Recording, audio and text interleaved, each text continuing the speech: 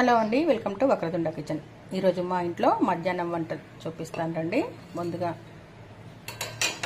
ఈరోజు సొరకాయ బరడా చేశానండి. ఈరోజు అమావాస్య కదా, అందుకని పప్పు వేసుకోకుండా ఈ విధంగా బరడా చేశాను. తర్వాత వచ్చేసి ఈ బరడాలోకి పచ్చిపులుసు చేశానండి.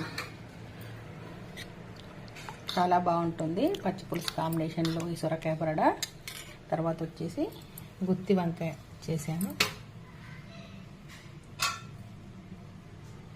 ఈ గుత్తి వంకాయ రెసిపీ మన ఛానల్లో ఉంది, కావాలంటే లింక్ ఇస్తాను, చూడండి. చాలా బాగుంటుందండి. నేను చేసే గుత్తి వంకాయ చాలా రుచిగా ఉంటుంది, కావాలంటే లింక్ ఇస్తాను, చూడండి. తర్వాత వచ్చేసి పెరుగు. ఫైనల్గా ఇవన్నీ కలుపుకొని తినడానికి వేడి వేడిగా అన్నము. ఇంతే అండి. ఈరోజు మా వంటలు నచ్చితే లైక్ చేసి మా ఛానల్ని సబ్స్క్రైబ్ చేసుకొని మాకు సపోర్ట్ చేయండి. Thank you for watching.